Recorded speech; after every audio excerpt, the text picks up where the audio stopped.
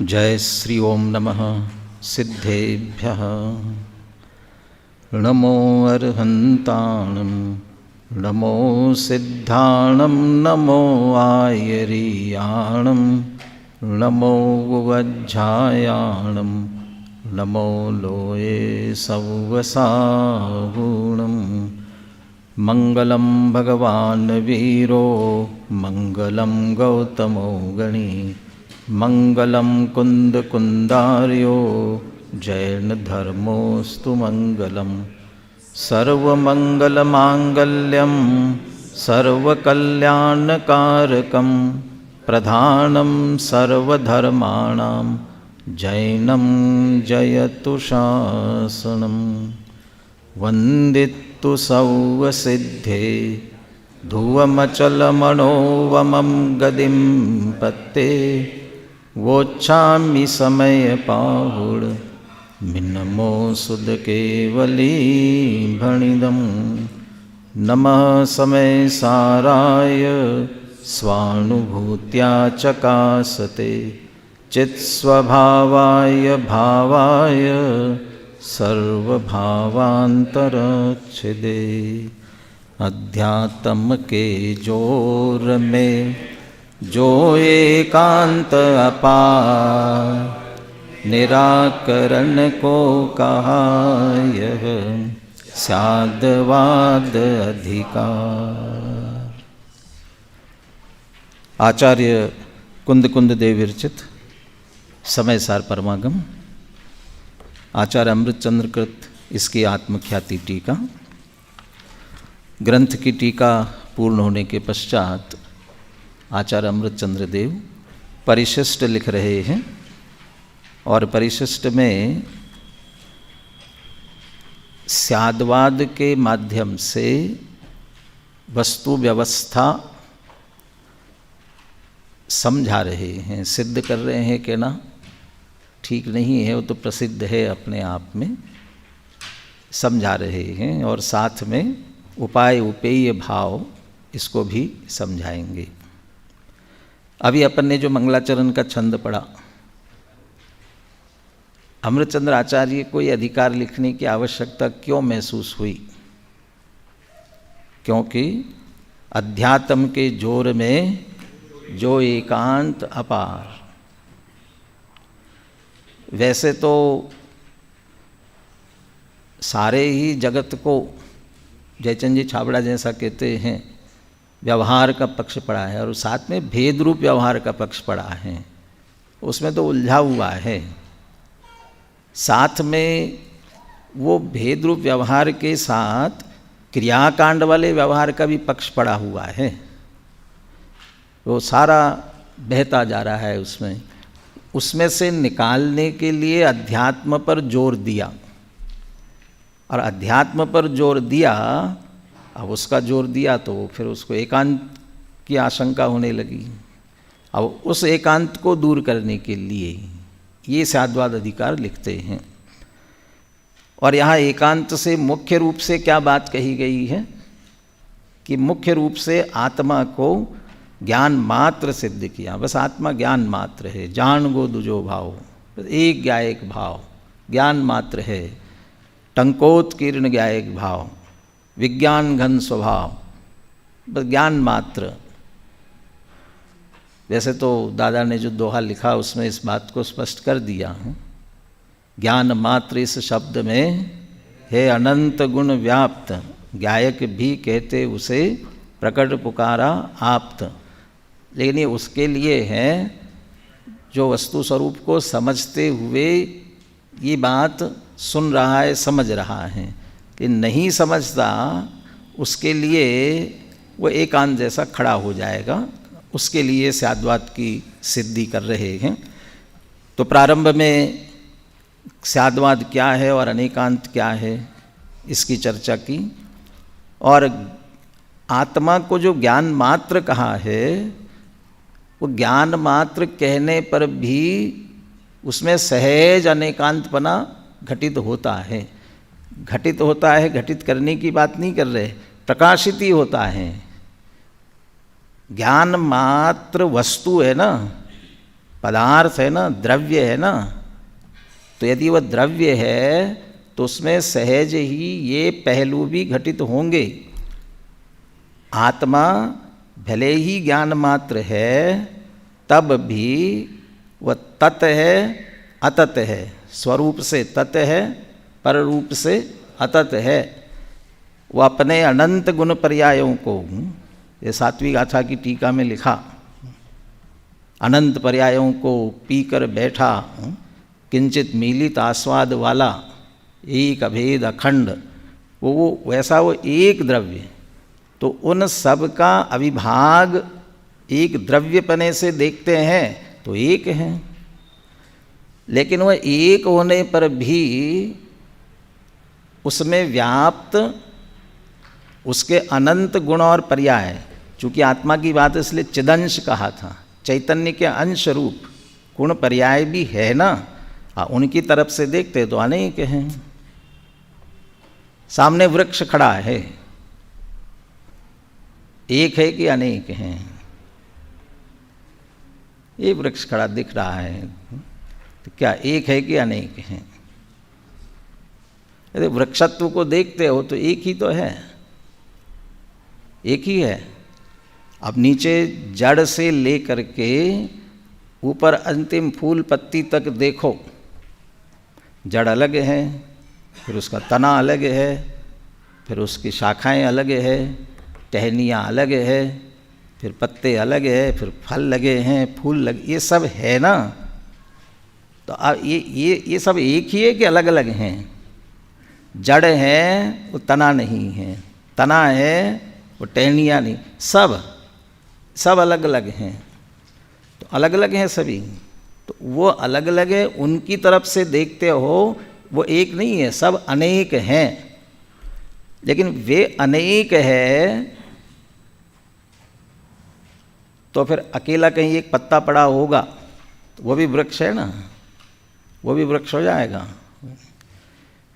वह सब मिलकर के एक वृक्ष, और एक ही वृक्ष के ये सब अवयव तो अनेक, तो एक अनेक। ऐसा चैतन्य रूप ज्ञान मात्र आत्मा भी द्रव्यपने से एक है और एक गुण पर्यायों की अपेक्षा अनेक हैं। वो अनादि निधन है, वो अनादि निधन, जो निगोद में सो ही मुझ में सो ही मोक्ष मजान। वो वहाँ से लेकर मुक्ति तक की सारी पर्यायों में कोई जीव अनादिकाल से नित्य निगोद में पड़ा हो, वो अनादि, वहाँ से निकला, अब पुरुषार्थ पूर्वक मुक्ति को प्राप्त हो गया, और मुक्ति के बाद क्या होगा? रही अनंत अनंत काल यथा तथा शिव परिणमे। इसलिए कह रहे कि निगोद से लेकर मुक्ति तक, तो निगोद के सारी अनादि की अवस्था और मुक्त होने के बाद अनंत काल की और बीच की सारी अवस्थाएं, उन सारी अवस्थाओं में चैतन्य चैतन्य चैतन्य चैतन्य चैतन्य अविभागी रूप से परिणत, लगातार, बीच में बिल्कुल खंड नहीं पड़ा। वो ये जो चैतन्यपने की अविरल धारा चल रही थी, वो एक धारा देखते वही तो है, कोई अलग नहीं है। महावीर है वही मारीच है, मारीच है वही महावीर है, ठीक है, वही है। तो मारीच को तो बहुत निंदा करते हो, 363 मत चला दिए, इतने विपरीत मत चला दिए, अपने दादा के सामने ताल ठोक करके खड़ा हो गया, विरोध करने लगा। और महावीर पूरी श्रद्धा से आदर से पूजा भक्ति करते हो। एक है कि अलग अलग हैं? क्यों एक है? क्योंकि मारीच में जो जीव था, जो ज्ञान रूप था, वही का वही महावीर, उन सारी अवस्थाओं, तो वही का वही एक धारा प्रवाह चल रहा है, इसकी अपेक्षा नित्यता। परंतु यहाँ तो बिल्कुल ऋजुसूत्र नए वाले एक एक अंश से पकड़ते हुए कहा, एक एक समय का जो अंश है, परिणमन है, एक समय से जुड़ा हुआ, एक समयावच्छिन्न, उसका विभाग किया जाए, एक एक पर्याय, उसकी अपेक्षा दिया जो प्रति समय अनित्य हैं। एक समय भी नहीं टिकता है। यदि एक समय टिक जाए तो वस्तु नष्ट हो जाए, और त्रिकाल न हो नित्य तो नष्ट हो जाए, तो दोनों आवश्यक है ना। तो ज्ञान मात्र वस्तु ऐसे नित्य भी और अनित्य भी हैं। तो तत् अतत्, एक अनेक, नित्य अनित्य, और क्या रह गया, सत असत। तो स्व अपने स्व चतुष्टय, स्वद्रव्य क्षेत्र काल भाव रूप होने की शक्ति, और पर द्रव्य पर क्षेत्र पर काल भाव रूप नहीं होने की, अभवन, ऐसी शक्ति। तो स्वरूप से या स्वचतुष्टय से सतपना, पर चतुष्टय से असतपना किसमें, उसी ज्ञान मात्र वस्तु में। और ये सारी विशेषता है, तब वो ज्ञान मात्र जिसे कहा जा रहा है वस्तु बनी हुई है, सहज ही है ही ऐसी। इसलिए कहा था उसमें ये सब अनेकांतात्मकपना सहज प्रकाशित हो रहा है। और प्रकाशित हो रहा है, उनके हेतु दे दिए कैसे प्रकाशित हो रहा है। अब शिष्य प्रश्न खड़ा करता है, क्योंकि आगे थोड़ा और विस्तार करना है ना उस बात को। 553 पेज मेरे पास जो ग्रंथ है। ननु यदि ज्ञान मात्रत्वे अपि आत्मवस्तुनः स्वयमेव अनेकान्तः प्रकाशते तर्हि किमर्थम अर्हत भी तत्साधनत्वेन अनुशास्यते अनेकान्तः। अभी आपने सिद्ध कर दिया, वो ज्ञान मात्र आत्मवस्तु जो है ना, वो सहज ही अनेकांत में प्रकाशित होती है। सूर्य उदित हुआ, प्रताप और प्रकाश सहज उदित माने आ ही गए ना। अब आ गए, फिर कोई कहता है कि सूर्य को प्रकाशमान सिद्ध करो। क्या सिद्ध करना हो, तो प्रतापमान है ना, ताप आ रहा है ना, उष्णता महसूस हो रही है ना, तो स्वयं में प्रकाशित हो रहा है, तो फिर क्या सिद्ध करना। तो अभी आपने कहा ज्ञान मात्र वस्तु को ऐसा सहज अनेकांत प्रकाशित होता है, तो प्रकाशित ही हो रहा है। तो आपने प्रारंभ में कहा कि वो ज्ञान मात्र वस्तु का अनेकांतपना प्रसिद्ध करने के लिए ये स्यादवाद, ये चर्चा यहाँ प्रारंभ कर रहे हैं। अब उसके वो अनेकांतपने की चर्चा, उपदेश देने की आवश्यकता क्या है। ननो यदि ज्ञान मात्रत्वे अपि आत्मवस्तुनः, भले हम ज्ञान मात्र कहे तो ज्ञान मात्र कहो, फिर भी अनेकांतपना सहज प्रकाशित होता है। तो जब वह सहज प्रकाशित हो रहा है, तरहि किमर्थम अर्हत भी तत्साधनत्वेन, तो फिर अरहंत भगवान के द्वारा उसी को सिद्ध करने के लिए, ज्ञान मात्र आत्म तत्व को सिद्ध करने के लिए सहज प्रकाशित हो रहा है, फिर उसे सिद्ध करने के लिए अनुशास्यते अनेकांता, अनेकांत का उपदेश क्यों देते हैं। और अनेकांत का उपदेश देंगे तो स्याद्वाद तो आएगा ही, क्योंकि उसका कथन बिना स्याद्वाद के किया ही नहीं जा सकेगा। अनेकांत को, अनंत धर्मों को एक साथ कहा जाना संभव ही नहीं है। कोई न कोई अपेक्षा लगाकर कथनचित किसी अपेक्षा कहना ही पड़ेगा, बिना उसके कह ही नहीं सकते हैं। तो लौकिक में कोई बात आप नहीं कह सकते हो, और यदि वो विवक्षा नहीं हो तो 10 प्रश्न उसके संबंध में भी अपने आप खड़े होते ही है, हुए बिना रहते नहीं है। ये पूछे ये किसका है, अरे किसका है, हाँ कपड़े का, स्मारक का नहीं है, हाँ? और अभी मेरी टेबल पर बिछा है तो मेरा नहीं है, किसका है, हाँ? अब कपड़े का भी कहोगे तो कौन से कपड़े का है, हाँ अच्छा, हाँ? ये कपड़े वाला बोला देखो वेलवेट का है, हाँ? अब वो वेलवेट का कहेगा, पहले एक कितनी अपेक्षा हो, तो वो पूछने वाले ये किसका है, तो वो पूछने वाले की क्या विवक्षा है उसके अनुसार उत्तर दिया जाए तो ठीक रहता है। मेरे ख्याल से सर्वार्थ सिद्धि में उदाहरण दिया ना, नव कम्बलो अयम देवदत्तः, नव कम्बलो अयम देवदत्तः, वो कहते एक कंबल दिख रहा है और इसको कहते 9 कंबल वाला है। अरे वो एक कंबल की बात 9 संख्या की अपेक्षा से नहीं कह रहे हैं, ये तो जो नया नया कंबल लिए हुए हैं इसकी अपेक्षा से 9 कह रहे हैं। अब जिसको वो पकड़ रहा है कहेगा एक दिख रहा है और 9 बोल रहे हो, तो वो तो छल देने की बात है। माने बिना विवक्षा के आप कोई भी बात नहीं कर सकते हो। ऐसे ही ज्ञान मात्र कहा, आत्मवस्तु प्रसिद्ध हो गई, फिर भी उसके सिद्ध करने के लिए अनेकांत का उपदेश दिया। तो फिर क्यों उपदेश दे रहे हो? अनेकांत का उपदेश क्यों दिया गया है? या सीधा सीधा समझ लीजिए, अमृतचंद्र आचार्य से कोई पूछे, आप ही कह रहे ज्ञान मात्र है और अनेकांत भी सहज सिद्ध होता है, तो मेरा स्याद्वाद अधिकार क्यों लिख रहे हो और स्याद्वाद में अनेकांतपना क्यों सिद्ध कर रहे हो, किस लिए?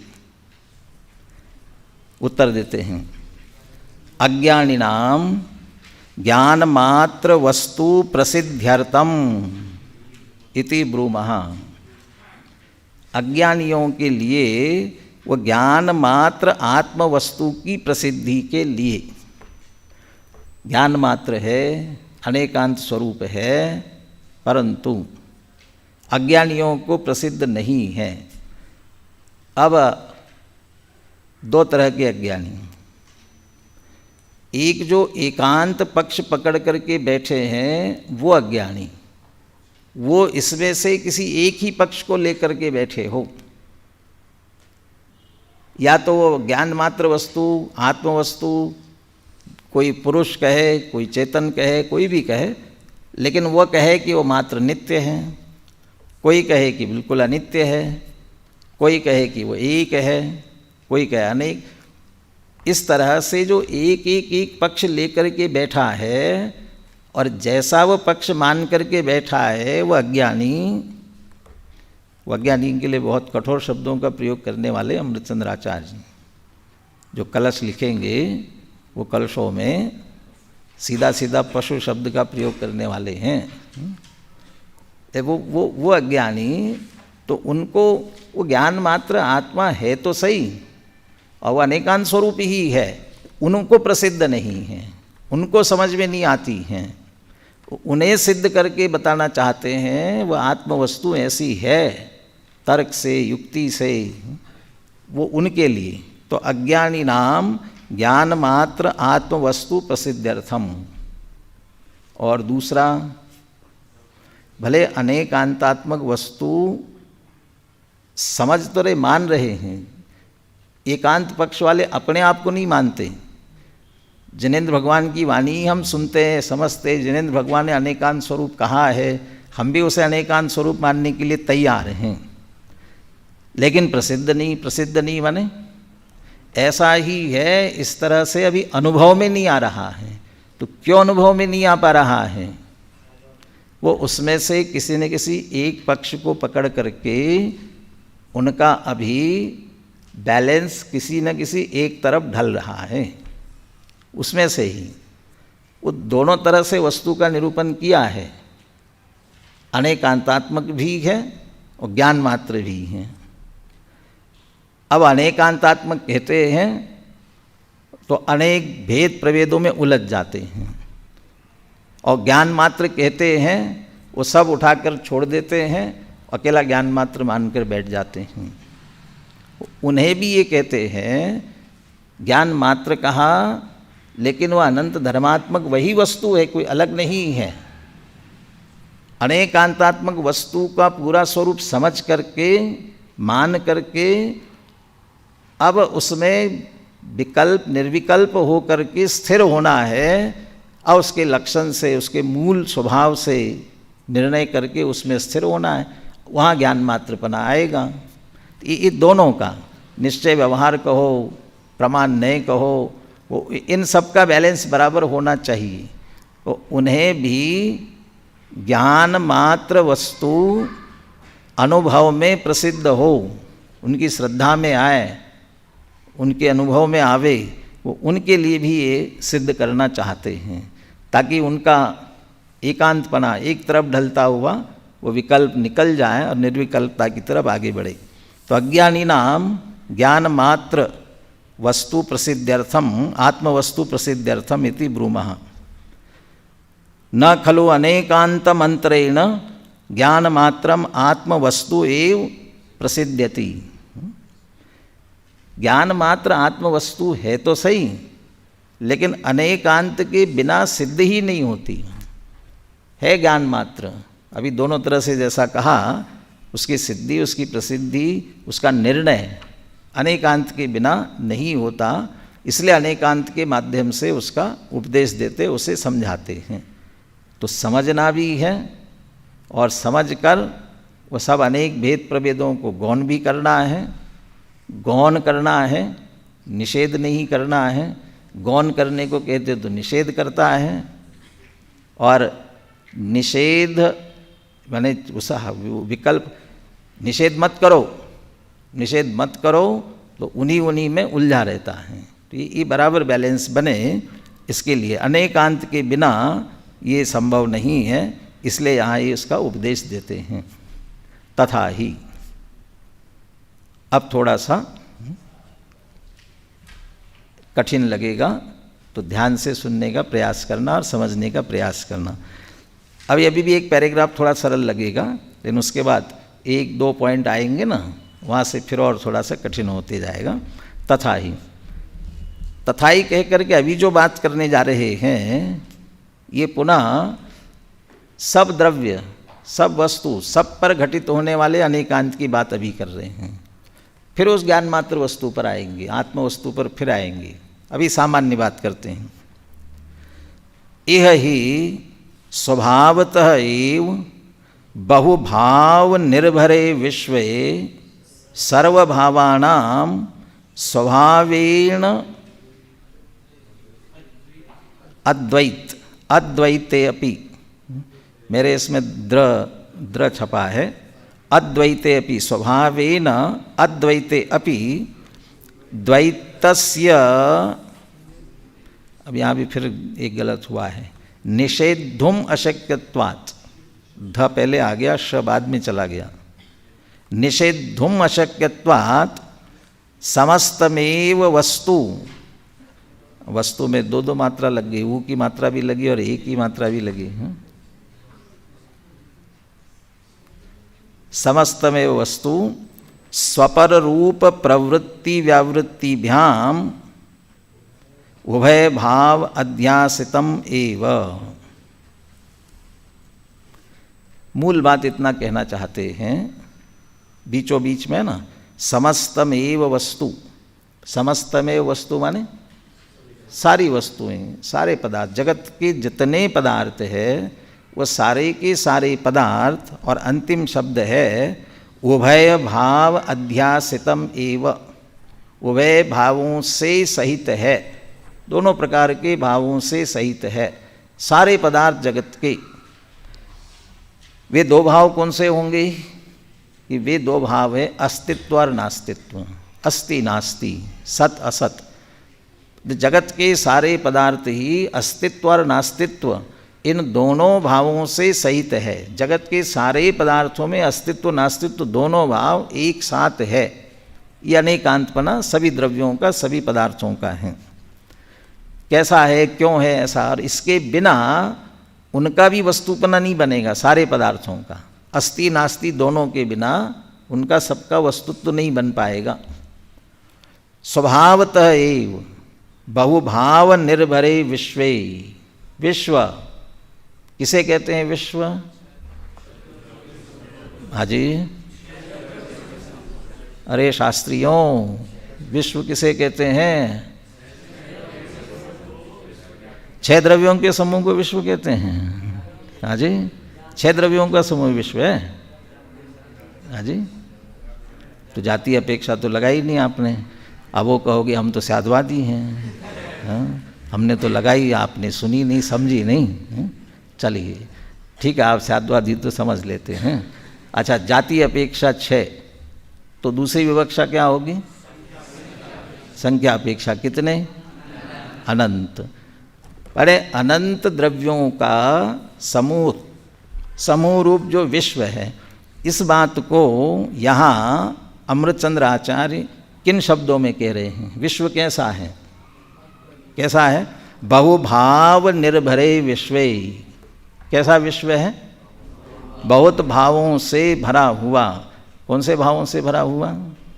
सोना चांदी हीरा मोती ये भरे हुए हैं।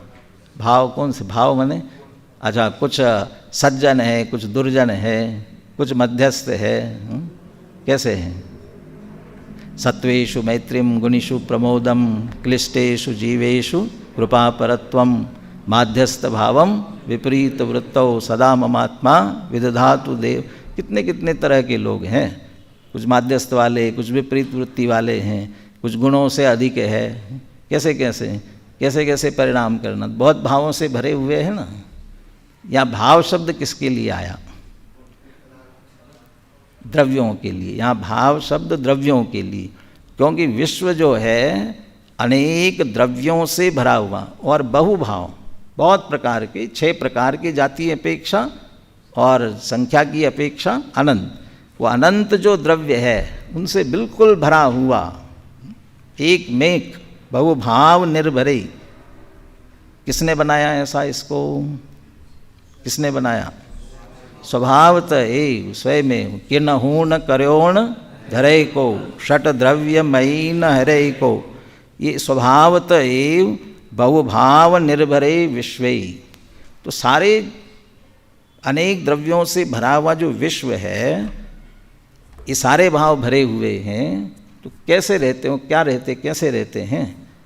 एक है कि अनेक है? ये सभी सर्वभावानाम स्वभावेन अद्वैते। इन सब द्रव्यों का स्वभाव से देखा जाए अद्वैत है, द्वैतपना है ही नहीं। सब एक है, हम सब एक है, सब द्रव्य भी एक है। कैसे एक है? ऐसा क्या स्वभाव है जिनके कारण से वे सब एक है? क्या उन सबको कोई एक ऐसा कह सकते जिसके कारण सबका एक साथ ग्रहण हो जाए? लक्षण की ओर से क्या लक्षण है सबका? सद्द्रव्य लक्षणम। तो सत की ओर से सब सतरूप है। वो सत की ओर से देखा जाए सब एक हैं। वास्तव में एक नहीं है, एक से हैं। लेकिन वो एक से है, वो एक से का भी एक शब्द से ग्रहण हो सकता है और एक सत शब्द कहने पर। और ऐसी जो सबकी एक पने से ग्रहण करने की पद्धति है, उसको एक विशिष्ट शब्द दिया, सत्ता। वो सत्ता 2 प्रकार की हैं, एक महासत्ता और दूसरी अवान्तर सत्ता।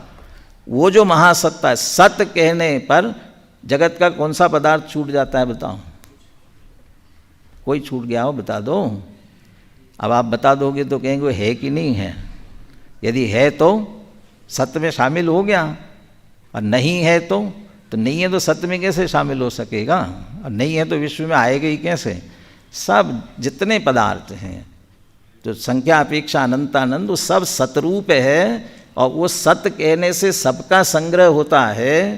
तो समझ लीजिए शुद्ध संग्रह, सर्वोच्च संग्रह की अपेक्षा अद्वैत। और ऐसा अद्वैतपना भी वो सत स्वभाव से किसी ने किया नहीं है। इसलिए कहते सर्वभावानाम स्वभावेन अद्वैते अपि। ऐसा स्वभाव से बिल्कुल अद्वैत होने पर भी अब ये महासत्ता सतपने से बिल्कुल एक हो गए, तब भी द्वैतस्य निषेधुम अशक्यत्वात्। फिर भी उनका जो अपना द्वैतपना है, हरेक का अपना अपना, वो द्वैतपना भी निषेध नहीं किया जा सकेगा। क्यों? कि ये कह रहे ऐसी ही उसकी व्यवस्था है। निषेधुम स्वभावतः, सहज स्वभाव से ही कैसे रहते हैं। ये तीसरी गाथा में प्रारंभ में ही बहुत अच्छी चर्चा की है। थोड़ा उसको रिवीजन कर लेते हैं। तीसरी गाथा निकाल लीजिए। विश्व में रहने वाले सर्व पदार्थ कैसे रहते हैं।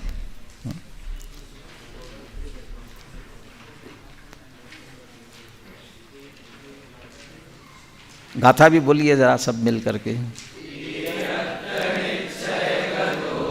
समो संवत्थ सुंदरो लोए बंध कहाए अत्ते तेण विसंवादिणी होदी एकत्व निश्चयगत समय सर्वत्र सुंदर लोक में विसंवाद है पर बंध की यह कथा ही एकत्व में।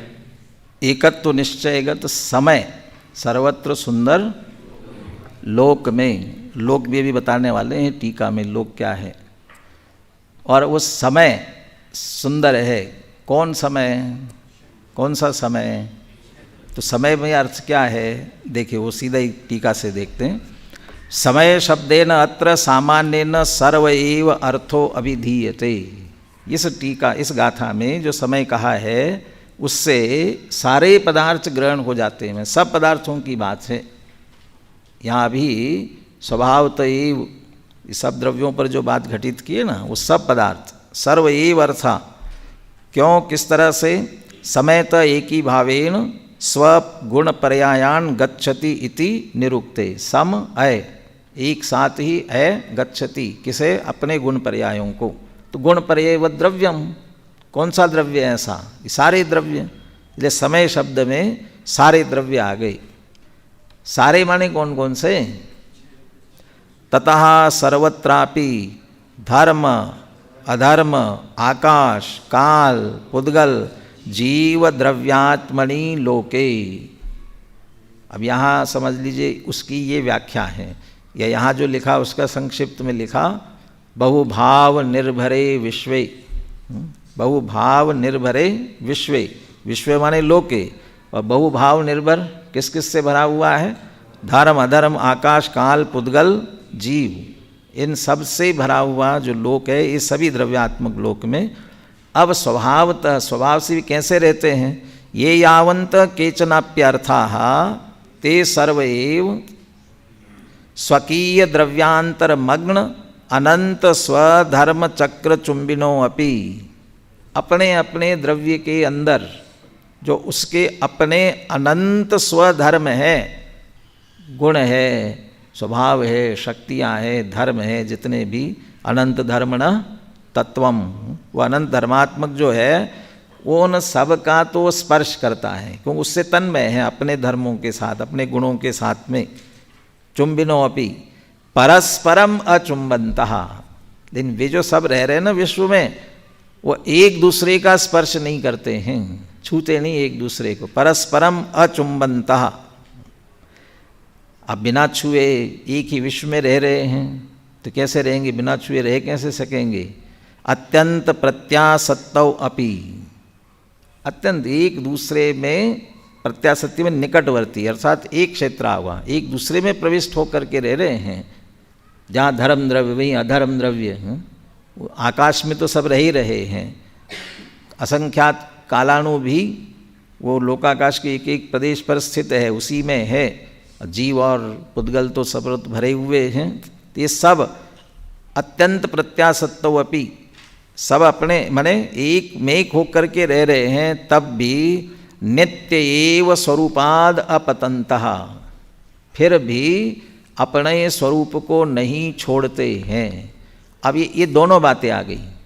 स्वभावेन अद्वैते अपि, ये स्वभावेन अद्वैते है, अत्यंत प्रत्यासत्तौ, एक में हो, तभी एक विश्व कहा जा रहा है। कितने विश्व है? कितने विश्व? एक विश्व है, वो सबका मिलकर के एक ही तो कहलाएगा। तो ऐसा एक क्षेत्रावगा रूप होकर के वो तिष्ठ रहे हैं। सत्य कहने से सबका ग्रहण होता है, इसलिए अद्वैत। लेकिन मिलकर रहते हुए भी स्वरूपाद अपतंतः, नित्य, अपना कोई अपना स्वरूप नहीं छोड़ता। यदि वह स्वरूप छोड़ दे तो धर्माधर्मा काश काल पुद्गल ऐसा अलग अलग कैसे कहोगे? और उसमें से 6 द्रव्य आपने कहे थे, तो किस अपेक्षा? जाति अपेक्षा। और संख्या अपेक्षा क्या कहा था? अनंत कहा था। अनंत की बात भी आगे लेते हैं। ये नित्य अपने स्वरूप से पतित नहीं होते हैं, स्वरूपाद अपतंतः। अगला पॉइंट, पर रूपेण अपरिणमनात्, पर रूपेण अपरिणमनात् अविनष्ट अनंत व्यक्तित्वात् टंकोत कीर्णा इव तिष्ठन्तः। और वे सब जो है ना, अद्वैत तो रह रहे हैं, लेकिन द्वैत पने का निषेध करना संभव नहीं। भिन्न भिन्न है सभी। क्यों भिन्न भिन्न है? अपने स्वरूप से च्युत नहीं होते। तो धर्म अधर्म आकाश काल सभी अपने रूप है, अकेले उन्हीं की बात नहीं है। जाति अपेक्षा 6 कहे, संख्या अपेक्षा कितने? अनंत कहे, तो जीव कितने? अरे जीव द्रव्य कितने? जीव द्रव्य अनंत, और पुद्गल अनंतानंत। उसमें से एक एक जो है ना, एक एक, वो उस एक एक, वह एक पर रूपेण अपरिणमनात्। धर्म अधर्म रूप से नहीं परिणमता, ये तो ठीक। जीव पुद्गल रूप से नहीं परिणमता, पुद्गल जीव रूप से नहीं परिणमता, ये तो ठीक। परंतु एक जीव दूसरे जीव रूप से नहीं परिणमता, ये भी ठीक। और पुद्गल का एक परमाणु दूसरे परमाणु रूप से नहीं परिणमता। गुरुदेव का उद्धरण पढ़ोगे ना आप, उसमें उतने डिटेल में जा पाएंगे नहीं जा पाएंगे, आप पढ़े तो उसमें पानी की एक बूंद में जो अनंत परमाणु है, वो एक परमाणु दूसरे रूप नहीं होता, दूसरा परमाणु एक रूप नहीं होता। क्यों? पर रूपेण अपरिणमनात्, कोई एक दूसरे रूप से नहीं परिणमता। तो पर रूपेण अपरिणमनात्, पर रूप नहीं परिणमने से अविनष्ट अनंत व्यक्तित्वात्, वो जो अनंत संख्या है ना, वो उसकी नष्ट नहीं होती, वो बिल्कुल एक एक एक। किसका शासन चल रहा है? किसका शासन? ये स्याद्वाद किसका शासन है? अरहंत सर्वज्ञ भगवान का। अनादिकाल पहले सर्वज्ञ भगवान से पूछते कितने द्रव्य हैं विश्व में, थे कहा जाए, अनंत का अनादिकाल पहले कितने थे? अनंत। और अनंत काल के बाद की सर्वज्ञ भगवान से पूछे कितने द्रव्य विश्व में होंगे, जब अभी पूछा जाए वो तो सर्वज्ञ है ना, बता देंगे। तो कितने होंगे भविष्य में, तो एक आध कम ज़्यादा नहीं होगा। वैज्ञानिक नया खोज के निकालेंगे तो वो आपका शायद केमिस्ट्री में या उसमें कितने, पहले कितने थे? 118। अब वो अच्छा क्यों बढ़ते हैं भी, क्यों बढ़ते हैं? अब वे तो जानते नहीं हैं, तो जानकर बता, इसलिए वो भी खोज कहा जाता है। वैज्ञानिक खोज कर रहे हैं, वो बनाते थोड़ी हैं, नया बनाते नहीं हैं। कहाँ कहाँ इसकी क्या विशेषता है, गुणधर्म क्या है, वो बता देते हैं, कह देते हैं। इसलिए न तो एक घटने वाला है न एक बढ़ने वाला है। वो अनंत व्यक्तिता नष्ट क्यों नहीं होती है कि पर रूप से नहीं परिणमते, इसलिए सबकी अपनी अपनी इंडिविजुअलिटी हर एक की जो है, एक एक परमाणु की, वो एक दूसरे रूप नहीं होने से जीव दूसरे रूप नहीं होता, एक एक। इसलिए अनंत व्यक्तिता नष्ट नहीं होते। अविनष्ट अनंत व्यक्तित्वात् टंकोत कीर्णा इव तिष्ठन्तः। इस विश्व में बिल्कुल टाकी से उकेरे गए हो ऐसा स्थायी रहते हैं। समस्त विरुद्ध कार्य हेतुतया शश्वदेव विश्व अनुगृह्णन्तः। ये और विशेषता पढ़ लेना। यहाँ मुख्य रूप से इस बात पर ही जोर देना था कि एक तो एक मेक होकर के रह रहे, अत्यंत प्रत्यासत्तो अपि, एक दूसरे में प्रविष्ट होकर के एक मेक हो रहे हैं, और ऐसा उनका एक समुदाय, वो समुदाय बना हुआ है, इसलिए उनको एक, वो अद्वैत कहा। लेकिन ये जो अद्वैत है, ये अद्वैत वो द्वैत के साथ में है, यानी वो बिल्कुल एक ही हो गया हो ऐसा नहीं है। सिर्फ एक सत लक्षण से, सतपने से उनको एक कहा गया, पर इसकी अपेक्षा से वह अद्वैतपना है। तो स्वभाव, और ये मिले जुले भी ये किसी ने किया नहीं है, इसलिए स्वभावेन अद्वैते अपि, सर्वभावों का स्वभाव से अद्वैत, महासत्ता की अपेक्षा से अद्वैत होने पर भी द्वैतस्य निषेधुम अशक्यत्वात्, फिर भी उनकी अवान्तर सत्ता जो अपनी अपनी भिन्न भिन्न है, अपने अपने अनंत धर्मों के साथ रहने वाली उनकी स्वयं की जो सत्ता है, उस सत्ता का निषेध नहीं किया जा सकता, अशक्यत्वात्। इस कारण से दोनों स्थितियां होने से समस्तमेव वस्तु, ये सारी ही वस्तुएं, सारे द्रव्य, एक एक द्रव्य उसमें से स्वरूप पर स्वपर रूप प्रवृत्ति व्यावृत्ति भ्याम। अब वो रहते कैसे हैं, अब यहाँ क्रम से लगाना पड़ेगा। स्वपर रूप प्रवृत्ति व्यावृत्ति, क्या लगाएंगे? स्वरूप प्रवृत्ति और पररूप व्यावृत्ति। दो बातें हो गई ना, स्वरूप में प्रवृत्ति, पर रूप से व्यावृत्ति, ये दो हो गई, इसलिए द्वितीय लगा दिया। स्वरूप प्रवृत्ति स्वपर रूप प्रवृत्ति व्यावृत्ति भ्याम। अलग अलग करेंगे तो स्वरूप प्रवृत्त्या पररूप व्यावृत्त्या, स्वरूप की प्रवृत्ति और पररूप की व्यावृत्ति के द्वारा। इसका अर्थ प्रत्येक द्रव्य अपने स्वरूप में तो प्रवृत्ति कर रहा है, क्योंकि अपने अपने अनंत धर्मों का वो चुंबन करता है, अनंत धर्मों से तन्मय है, अनंत धर्मात्मक है, इसलिए अपने स्वरूप में तो प्रवृत्ति कर रहा है, स्वरूप रूप है। या कल जो सत्य की व्याख्या की गई थी, स्वद्रव्य क्षेत्र काल भाव रूप होने की उसकी शक्ति है, इसलिए स्वरूप में प्रवृत्ति स्वरूप रूप से है, और वह अनादि से अनंत काल तक उसी रूप जो जिस रूप में, और तभी धर्म अधर्म आकाश काल इनकी भिन्नता और एक एक परमाणु की अपनी अपनी भिन्नता, वह अपने स्वरूप में बराबर प्रवृत्ति करता आ रहा है। लेकिन अकेले इतने से काम नहीं चलेगा, अपने स्वरूप में प्रवृत्ति करता रहे। तुम तो अपने स्वरूप में प्रवृत्ति कर रहे हो, दूसरा आकर के जबरदस्ती वो कर देगा तो, या तुम्हारा जो अनंत धर्म, अभी कभी राजनीतिक उथल पुथल हो जाती ना, थोड़ी बहुत भी हलचल हो जाती है ना, तो कोई रिसोर्ट में चले जाते हैं, कोई पर्यटन क्षेत्र पे चले जाते हैं, किसी होटल में चले जाते हैं। कौन चले जाते हैं? क्यों चले जाते हैं? क्यों उन सबको इकट्ठा करके बांध के अपने अपने, क्यों एकाध कहीं उचक करके चला गया तो, हमारा बहुमत कम हो गया तो, पार्टी कमज़ोर हो गई तो, ऐसा ही हमारे में से अनंत गुण पर्यायों का समुदाय रूप द्रव्य, अब इसमें से एकाध निकल गया तो, हम तो अपने स्वरूप में सब एक साथ रह रहे हैं, हमारे पार्टी में कोई गड़बड़ नहीं है, फिर ले जा कर के बाड़ेबंदी करके क्यों रखते हो?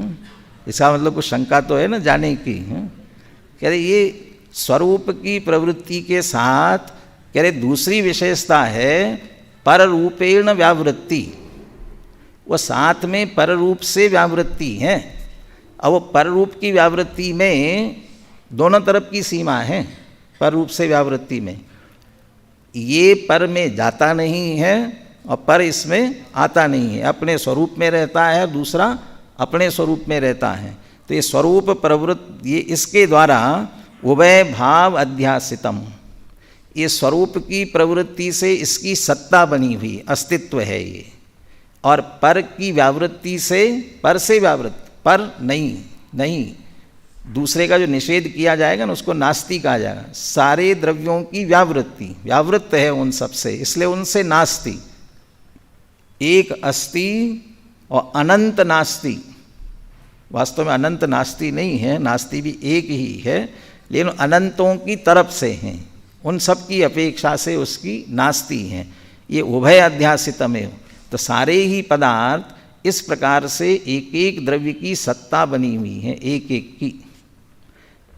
इस तरह से सारे वस्तुओं पर ये घटित किया। प्रत्येक द्रव्य का अस्तित्व, स्वरूप जो भी बना, अस्तित्व कहने में एक गुण आ जाएगा, अस्तिपना अकेला, लेकिन नास्तित्व भी आ जाए। इसमें अस्तित्व नास्तित्व में कौन सा धर्म ज़्यादा आवश्यक है? अस्तित्व और नास्तित्व में से भले हम सत्ता को लक्षण भी बना दिया, उसकी तरफ से सारी चर्चा करते हैं, लेकिन वो अस्तित्व की जो पूरी मजबूती है वो नास्तित्व के साथ है। वो पर की उतनी नास्ति है, तब वो बराबर वो व्यवस्थित बनी हुई है। वो सब अपने स्वरूप की प्रवृत्ति, पर रूप से व्यावृत्ति। वो जब भी तीसरी की टीका पढ़ रहे थे ना, वो सारी जो व्यवस्था बता दी, और अंत में कहा ये जो व्यवस्था बनी है इसी व्यवस्था से सारे द्रव्य सौंदर्य आपद्यन्ते, ये व्यवस्था है, यही सुंदरता को प्राप्त होती है। और यदि ऐसी न माना जाए सर्व संकरादि दोषापत्ति, फिर तो सर्व संकर हो जाएगा, फिर सब मिलावट हो जाएगी, सब खिचड़ी हो जाएगा, व्यवस्था ही नहीं बनेगी। यही सुंदर व्यवस्था है। वैगुल जी ऐसा उदाहरण देते थे। सुबह सुबह उठ करके सब अपने अपने घर में अपना अपना काम करते हैं, ये अच्छी व्यवस्था है। या एक के दूसरे घर जाए, दूसरा इसके घर आए और फिर एक दूसरे का काम करे, ये अच्छी है। चलने तो अच्छा लगता है कि हाँ जाना चाहिए, एक दूसरे से सहयोग करना चाहिए, जाना चाहिए। अब जा कर के देखो, वो कहते आप किसी सुबह सुबह उठ करके किसी दूसरे के घर चले जाओ और कहो भाई साहब मैं आपका काम कर दूँ, आपके घर आ जाऊँ, आपका थोड़ा सा काम कर दूँ, तो क्या आइए हाँ बैठिए बैठिए, नहीं आप काम कर दो, चाय बना दूँ, और कोई काम हो आपके यहाँ कर दूँ। और ज़्यादा ही बार बार वो कुछ करने लग जाए तो क्या कहोगे, भाई साहब इतने ही करने का शौक़ है तो आप अपने घर जाओ और अपने घर करो। नहीं आप हमारे घर जाके करो, हम आपके घर आके करेंगे। सबसे आखिरी में सबसे अच्छी व्यवस्था कौन सी है, सब यही कहेंगे ना, भैया हम अपने घर का करें, आप अपने घर का। हर एक अपने अपने घर का करे, एक दूसरे के घर में जाकर के करे, कौन सी अच्छी व्यवस्था है। तो लोक में भी इसी की व्यवस्था को अच्छा कहा जाता है। तो सब द्रव्य अपना अपना कार्य करें, स्वरूप प्रवृत्ति पर रूप व्यावृत्ति, इसी से व्यवस्था बनती है। इसके अलावा पूरी दूसरी व्यवस्था नहीं बनती है। अब ये सारे द्रव्यों पर जो घटित की हैं, अब आत्म द्रव्य पर भी, ज्ञान मात्र आत्मा है, उस पर भी यही बात घटित होती है। अब वो स्वरूप की प्रवृत्ति उसकी कैसी, अब पर से व्यावृत्ति कैसी, उसके एंगल बहुत सारे हैं। और उन एंगलों में तत् अतत के साथ साथ में पहला वाला जो पॉइंट चलेगा ना, वो तत् अतत वाला ही है। तत् अतत की मुख्यता से हैं, तत् अतत की। और जो तीसरा चौथा आएगा एक अनेक की अपेक्षा, एक अनेक पना। पांचवा छठवां आएगा वह, अच्छा स्वद्रव्य माने सत असत वाला होगा ना। सातवां आठवां, अच्छा उसमें पूरे सत के जो चार एंगल है, चारों को अलग अलग कर दिया। सत के वो सतपने की बात कही थी ना, स्वद्रव्य क्षेत्र काल भाव भवन शक्य, भवन रूप होने की योग्यता है इसलिए सत, और परद्रव्य क्षेत्र काल भाव रूप होने की योग्यता नहीं इसलिए असत। तो उनको हर एक के स्वद्रव्य स्वक्षेत्र स्वपर क्षेत्र दोनों की तरफ से लेंगे। स्वकाल भी लिया है और भाव की अपेक्षा भाव भी लिया है 12, और फिर अंत में नित्य अनित्य 13वां 14वां नित्य अनित्य। क्या बढ़ गए उसमें से, इसलिए 7 भाग हो गए। वह सत असत वाले के 4 हो गए इसलिए वो बढ़ गए सत असत के। तो 4 हो गए तो 1 था तो 3 और बढ़ गए उसमें, और बाकी का तत् अतत एक अनेक नित्य अनित्य तो पहले ही थे, इसलिए वो 7 एंगल से 7 दृष्टिकोण से बात कर रहे हैं। तत् अतत वाली चर्चा अपन प्रारंभ करते हैं। यहाँ पर पहले गद्य रूप में दी है और फिर पद्य रूप में दी है।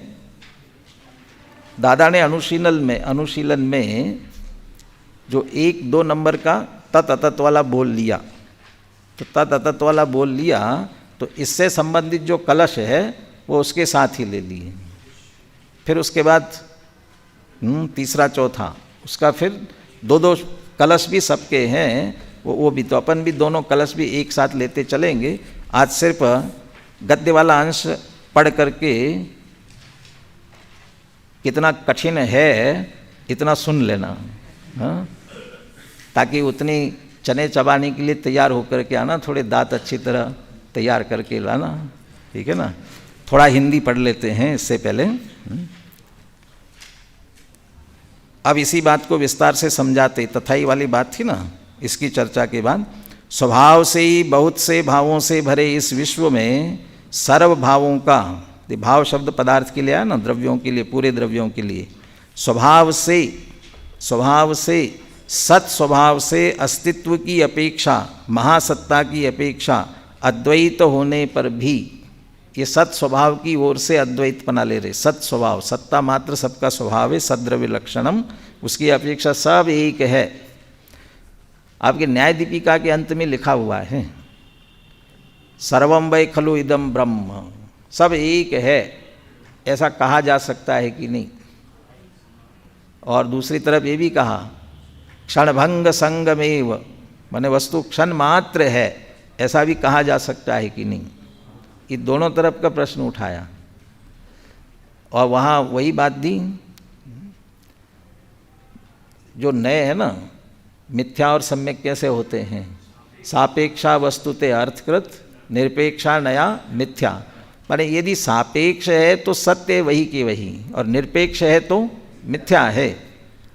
कल समुद्रभद्राचार्य का श्लोक सुनाया था ना, सर्वथा इति प्रदुष्यन्ति, यदि उनको सर्वथा वैसा मान लिया तो प्रदुष्यन्ति, और पुष्यन्ति स्यादिति यते, और स्यात् लगा दिया वो बिल्कुल सही हो जाता है। वहाँ कहा कि हाँ, वो जो संग्रह नहीं, शुद्ध संग्रह नहीं की अपेक्षा, महासत्ता की अपेक्षा सब एक है, ये उस अपेक्षा से ही हो सकता है, लेकिन वो सर्वथा एक मानना चाहते, उतनी अपेक्षा से हैं।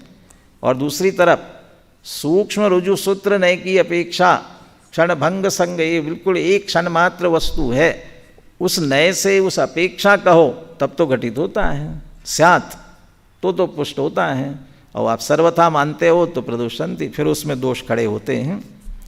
ये सर्व सत स्वभाव की अपेक्षा अद्वैत होने पर भी द्वैत का निषेध करना अशक्य होने से ही, ये वृक्ष है, एक पेड़ है, लेकिन उसके जो अंश है वो अलग अलग है ना, वो जड़ है, वो ऊपर पत्ते वगैरह नहीं हैं, पत्ते वो जड़ नहीं है, वो सब भिन्न भिन्न ही है। ऐसे 6 द्रव्य जाति अपेक्षा और एक एक द्रव्य की अपनी भिन्नता है, वो निषेध नहीं की जा सकती, वो भिन्न भिन्न है ही। अद्वैत होने पर भी द्वैत का निषेध करना अशक्य होने से समस्त वस्तुएं स्वरूप में प्रवृत्ति और पर रूप से व्यावृत्ति के द्वारा दोनों भावों से सहित है, अर्थात अस्तित्व नास्तित्व से सहित है। अस्ति नास्ति इन सहित ही सारे पदार्थ होते हैं, इनके बिना नहीं हो सकते। आचार्य देव उक्त कथन से यह बात अत्यंत, आचार्य देव के उक्त कथन से यह बात अत्यंत स्पष्ट है कि अनंत धर्मात्मक आत्मवस्तु को स्याद्वाद से ही समझा जा सकता है, क्योंकि बिना अपेक्षा के वस्तु के स्वरूप को समझ पाना असंभव है। अब इसी बात को 14 बोलों द्वारा, पहले गद्य में और फिर 14 छंदों द्वारा पद्य में विस्तार से समझाते हैं। और अभी जो अस्तित्व नास्तित्व घटित किया है वो सामान्य रूप से सब द्रव्यों पर घटित किया है। अब पहला दूसरा पॉइंट जो लिखा है ना, उसको पढ़ लेते हैं सिर्फ आज। तत्र, अब तत्र माने कहाँ, तत्र माने कहाँ, वो जो कहा ना बहुभाव निर्भरे विश्वे, बहुत सब द्रव्यों से भरा हुआ विश्व है ना, और उस विश्व में सारे ही पदार्थ अस्तित्व नास्तित्व सहित है। अब ये सारे पदार्थ ऐसे है ना, अब उसमें से हम एक द्रव्य की बात करते हैं। कौन से द्रव्य की बात करते हैं? अरे कौन से द्रव्य की बात करेंगे? ज्ञान मात्र। कौन सा आत्मा? वो स्वात्म वस्तु नहीं, वो स्व शब्द भी उसके साथ जोड़ रहे हैं, बार बार नहीं कहेंगे। तत्र यदा अयम ज्ञान मात्रो भावः, अब ये जो ज्ञान मात्र भाव है, अब भाव माने ज्ञान दर्शन चारित्र में से ज्ञान वाला भाव, ऐसा ही ना? हाँ, भाव, अभी अभी भाव शब्द ऊपर भी प्रयोग किया, इसलिए भाव माने पदार्थ, और ज्ञान मात्र भाव माने कौन सा पदार्थ? ये आत्मद्रव्य, जीव द्रव्य, स्वजीव द्रव्य, उसकी बात है। तो अयम ज्ञान मात्रो भावः शेष भावैहि सह, शेष भावैहि सह, शेष माने बाकी के सब भावों के साथ, सब भावों के साथ माने सब द्रव्यों के साथ। अब कौन कौन से द्रव्यों के साथ? कौन कौन से द्रव्यों के साथ? पुद्गल, धर्म, अधर्म, आकाश, काल, बराबर 5 द्रव्यों के साथ। अन्य जीव भी लेना, बाकी सब स्व के साथ साथ बाकी सब द्रव्यों के साथ शेष भावैहि सह स्वरस भर प्रवृत्त ज्ञात्री गेय संबंधतया अनादि गेय परिणमनात् ज्ञान तत्वं पररूपेण प्रतिपद्य अज्ञानी भूत्वा नाशम उपैति। स्वरस भर प्रवृत्त ज्ञात्री गेय संबंधतया, ये जीव द्रव्य ज्ञान मात्र भाव वाला और बाकी के जो अन्य द्रव्य है उनके साथ में इसका एक सहज संबंध है। कौन सा संबंध है? ज्ञात्री गेय। उसको अपन सरल भाषा में कहेंगे तो गेय ज्ञायक। और गेय ज्ञायक संबंध जो है किस कारण से है? स्वरस भर प्रवृत्त, वो निज रस से ही है, सहज है। क्या निज रस है? किसका निज रस है? दोनों का। ये जो ज्ञान मात्र द्रव्य है इसमें ज्ञान स्वभाव है ना, ये स्वपर प्रकाशक स्वभाव है, ज्ञातापना है, इसमें जानने का स्वभाव पड़ा है। और वो जो बाकी के सारे द्रव्य है ना उनमें प्रमेयत्व शक्ति पड़ी है, इस कारण से उनमें गेयपना पड़ा है। ये स्वरस निर्भर सहज ही अपने अपने निज रस से ही ज्ञाता गेय का सहज संबंध बना हुआ है। स्वरस भर प्रवृत्त ज्ञात्री गेय संबंधतया, इस कारण से अनादि गेय परिणमनात् ज्ञान तत्वम, तो अनादि से ये ज्ञान पर को जान रहा है। अब पर को जानने के कारण से पर रूप हो गया ऐसा जो अज्ञानी मानते हैं। ज्ञान तत्वम पर रूपेण प्रतिपद्य, ज्ञान को पर रूप मान करके अज्ञानी भूत्वा, अज्ञानी होकर के नाशम उपैति, अपने आप को नाश कर लेते हैं। तदा स्वरूपेण तत्वम द्योतयित्वा ज्ञातृत्वेन परिणमनात् ज्ञानी कुर्वन् अनेकांतेव तद्गमयति। तब जो है अनेकांत स्याद्वाद जो है कहता है नहीं पररूप नहीं होता है, वह स्वरूप से ज्ञान रूप है। तो ज्ञान रूप बने से उसे उसी रूप सिद्ध करता हुआ नाश होने से बचा लेता है। एक पक्ष ये। और दूसरा पक्ष, यदा तु सर्ववेव खलु इदम् आत्मा इति अज्ञान तत्वं स्वरूपेण प्रतिपद्य विश्वोपादानेन आत्मानं नाशयति। और दूसरी तरफ वे जो गेय सब आत्मा में आए ना, वे सब आत्मा ही हैं। तो उन गेयों, यहाँ आत्मा को पररूप माना था, अब वो सारे गेय आत्मा में जानने में आए तो सब आत्मा ही हो गए, ऐसा मान करके उनको स्वरूप में ले लिया। स्वरूपेण प्रतिपद्य विश्व उपादानेन आत्मानं नाशयति, सारे विश्व को ग्रहण कर लिया तो आत्मा को नष्ट कर दिया, आत्मानं नाशयति। तदा पर रूपेण अतत्वम द्योतयित्वा, तब स्याद्वाद कहता है कि नहीं पर रूप होता ही नहीं है, पर से कैसा है? अतत है। अतत्पना द्योतयित्वा विश्वात् भिन्नम ज्ञानम दर्शयन, ये ज्ञान समस्त पदार्थों से भिन्न है ऐसा दिखाता हुआ अनेकांत एव नाशयितुम न ददाति, ये अनेकांत ही इसे नष्ट नहीं होने देता। माने सीधा सीधा अर्थ है आत्मद्रव्य का पर के साथ ज्ञाता गेय संबंध तो है, तो ज्ञाता गेय संबंध होने से ज्ञान गेयों में नहीं गया, ज्ञान रूप ही रहा, ये तत्पना। और गेय ज्ञान में नहीं आए, क्यों नहीं आए? अतत्, गेय नहीं आए इधर, इसलिए अतत्, वो इस रूप नहीं हुआ। ये तत् अतत्पने से ज्ञान मात्र द्रव्य वैसा का वैसा बना रहा। इसकी सिद्धि ये पहले दो बोलों के माध्यम से करेंगे। इसी संदर्भ में दो कलश भी है, दोनों की चर्चा विस्तार से थोड़ी कल करेंगे।